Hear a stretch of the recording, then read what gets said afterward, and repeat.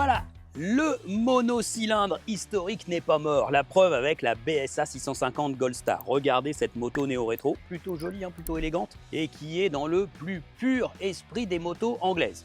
Alors, la BSA 650 Gold Star, qui appartient maintenant à Mahindra, n'est pas une vraie nouvelle moto. Elle est sortie il y a 1 an, 2 ans presque. La vraie nouveauté pour 2026, c'est plutôt cette moto-là, la BSA 650 Scrambler. Alors là, on est vraiment dans les codes du genre Scrambler, avec une fourche avec des soufflets et des débattements un peu supérieurs par rapport à la BSA 650 Gold Star. Globalement, une moto rehaussée, guidon large, selle plate, des pneus mixtes à crampons. Voilà, on est vraiment dans l'univers du Scrambler.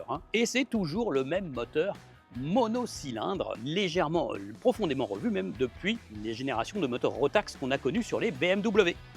Voilà, on va l'essayer aujourd'hui sur Motor Live avec une météo quand même caniculaire.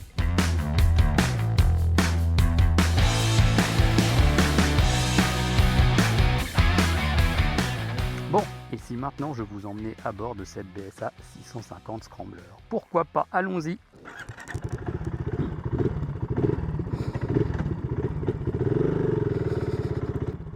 Un mono, un gros mono, 650 cm3. Évidemment, ça pétarade un petit peu, même si c'est Euro 5+, et que donc ça va être lissé forcément. Bon, à bord, on a un guidon qui est assez large. Voilà, très large même. Et puis, par rapport à la Gold Star, la Neo Retro Roadster basique, eh bien, en fait, il y a pas mal de différences parce que le guidon est très large, l'assise est plus haute, on surplombe davantage la moto, mais en même temps, il y a un peu plus d'appui au niveau de l'avant. C'est une position moins relaxe, on est un peu plus, comment dirais-je, pas sportivement assis, mais quand même, il y a plus d'implication du pilote, quoi. Voilà, pilote un peu plus sur l'avant. La moto, on sent tout de suite qu'elle est assez facile à manier. Justement, le grand guidon, c'est un grand bras de levier, donc ça, c'est plutôt agréable. Et puis, on découvre donc ce monocylindre, à commencer par les commandes, bien sûr. Donc avec une poignée de gaz qui connecte bien entre cette poignée et le pneu arrière. Et puis un levier d'embrayage qui est assez souple. Et une sélection, course du sélecteur, qui est vraiment pas mal. On a une boîte précise et à la sélection vraiment avantageuse. Donc ça, c'est très très bien. Ce que l'on pouvait craindre, parce que c'est un mono, c'est qu'il pilonne, il ne soit pas souple. Voilà, il cogne à bas régime. Et en définitive, non. Franchement, il est très souple ce moteur. Faites pas trop attention au compteur. Parfois, il y a des compteurs gravés en miles d'une moto à l'autre. Là, je vois que c'est quand même km/h. Alors, il n'y a pas d'indicateur de rapport engagé, mais on voit que le moteur est très souple en fait. Rapidement, vous pouvez mettre le dernier rapport. À 50 km/h, déjà ça passe. 50 km/h, regardez, il y a une petite courbe là. Je suis obligé de rétrograder en 4ème, raté. Mais franchement, 4ème, 45, il n'y a pas de problème. Et ce moteur, il reprend. Il n'y a pas d'à-coup, pas de hoquet. Et pas beaucoup de vibrations. Il y a un balancier d'équilibrage. Ce mono vibre très peu, quasiment pas. Alors certains vont dire que c'est une perte de caractère pour un mono, mais en termes d'agrément au quotidien, c'est quand même mieux d'avoir une moto qui vibre pas, ou peu. Bon, c'est vrai que le guidon est bien isolé apparemment, et les repose-pieds aussi, mais quand même, il y a peu de vibrations qui émanent de ce moteur. Bon, ce qui est plaisant aussi, c'est que finalement, il est rempli ce moteur. Il a la pêche, mi-régime.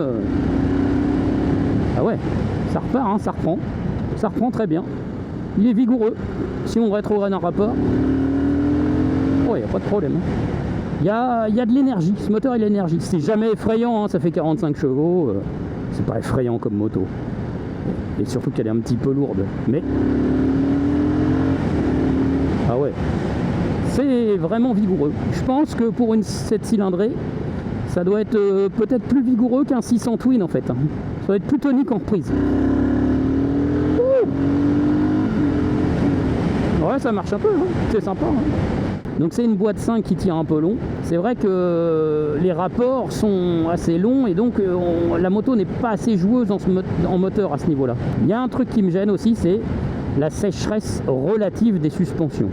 Alors on n'est pas sur un banc de pierre, sur un bout de bois, mais pour une Scrambler avec des débattements de suspension un peu allongés par rapport à la Gold Star notamment, je m'attendais à plus de moelleux, voilà, plus de moelleux dans le toucher de route. Une moto qui va plus effacer les petits chocs. Là, les petits chocs, bah là il n'y en a pas sur cette route là, mais j'ai vu plusieurs fois dans la journée, et ben non, elle tape un peu. Et les premiers chocs sur les petits trous, et ben elle est sèche en fait, pam pam pam, elle tape un peu. Et ça c'est pas très agréable, et c'est un peu étonnant de la part d'une scrambler, on n'attendait pas ça. Freinage, on a étiqueté Brembo, bon a priori ce serait du By Bray, hein, donc la filiale indienne de Brembo, mais il n'y a pas de problème là-dessus, c'est un freinage suffisamment efficace. Ça freine bien, il n'y a pas de problème. Et les Pirelli, Scorpion Rally STR, là, on en a l'habitude, c'est des gros crampons, mais finalement c'est pas mal comme pneu sur la route. Ça inspire suffisamment confiance. Moi j'aime pas la sensation des gros crampons, mais c'est bien, ça fait le job.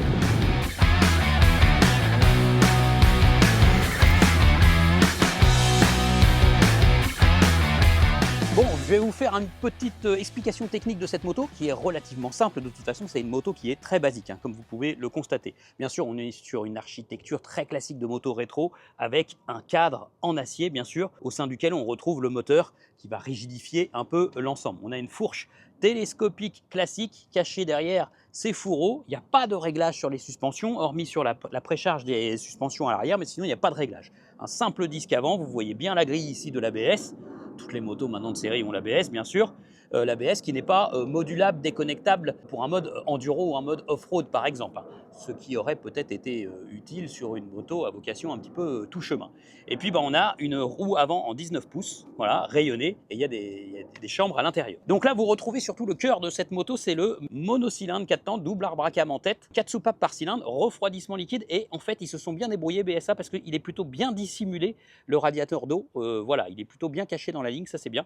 On entend par contre le ventilateur dès qu'on s'arrête et dès qu'il fait très chaud comme aujourd'hui. Ils ont ajouté une base rétro à ce moteur issu de la gamme Rotax qui avait équipé des BMW avec l'ailetage de ce moteur qui est plutôt très bien fait, et puis ce carter que vous voyez ici, qui est surtout un carter d'habillage, hein, voilà, qui va donner un côté rétro à ce moteur. On voit ici l'implantation pour le démarreur. Il y a un arbre d'équilibrage à l'intérieur. Les révisions sont tous les 6000 km ou 1 an pour cette moto qui est garantie 3 ans. Elle est annoncée à 820 mm de hauteur de selle pour un poids sec de 218 kg. 218 kg, c'est quand même un petit peu lourd.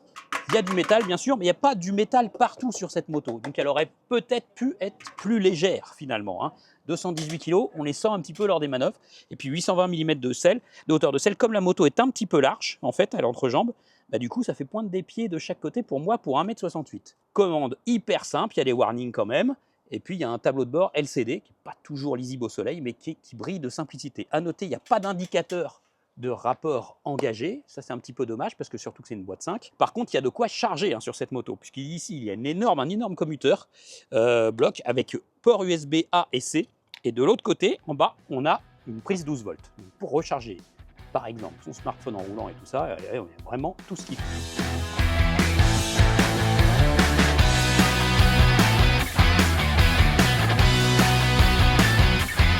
Bon alors voilà, il est temps de conclure l'essai de cette BSA Scrambler 650. Eh bien ça fait une moto néo-rétro de plus sur ce marché. C'est vrai qu'il y a quand même pas mal de concurrence entre par exemple Triumph qui se situe un peu au sommet chez les premiums, et puis on a aussi Royal Enfield qui est beaucoup plus bas, mais en définitive tout ça, ça fait quand même beaucoup de monde sur ce segment qui ne rassemble plus autant de ventes qu'avant, hein, il faut le dire, hein. Voilà, malgré tout cette BSA Scrambler 650, eh bien elle a de l'originalité, déjà elle a une ligne qui est plutôt réussi. C'est vrai que le pot en bas, certains vont dire pour un scrambler c'est dommage, il faut un pot en haut, sauf qu'on ne se brûle pas les pattes, donc c'est quand même très bien, y compris pour le passager. Et puis elle a l'originalité de la motorisation, monocylindre, il n'y en a plus beaucoup aujourd'hui, un gros mono de 650 cm3. Alors c'est vrai que si vous allez essayer cette moto dans l'une des 40 concessions que compte BSA aujourd'hui, vous allez peut-être dire, bah, ce mono, il n'a pas tant de caractère que ça, on n'a plus le pom pom pom pom pom d'antan. Bah ouais d'accord, ok, mais on n'est plus dans les années 90-2000, maintenant on est Euro 5+, tout est lissé, voilà, et les moteurs se doivent de répondre à des normes anti-pollution drastiques. Donc évidemment, il y a un peu moins de sonorité qu'avant. Mais enfin, on a quand même aussi la moelle du gros mono, à savoir cette énergie à mi-régime, hein, voilà, parce que elle est tonique cette moto, et il y a de la gouache quand on ouvre en grand à mi-régime. Ça fait un peu la différence avec les bicylindres qui peuvent être un peu plus creux, un peu plus timorés. Elle est très réactive sur les petites routes.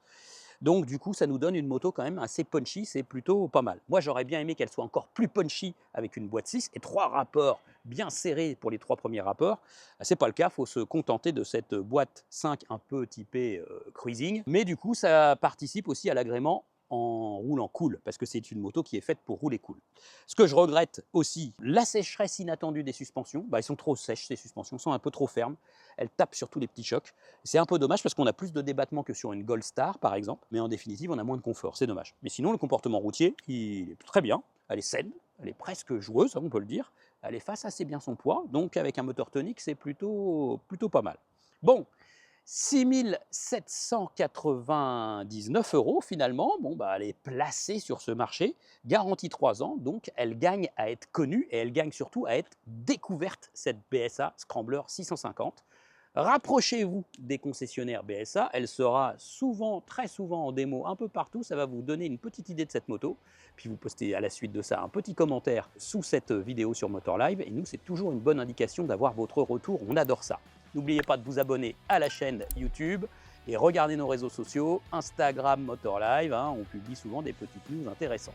Allez, je vous dis à bientôt, sous le soleil toujours, j'espère.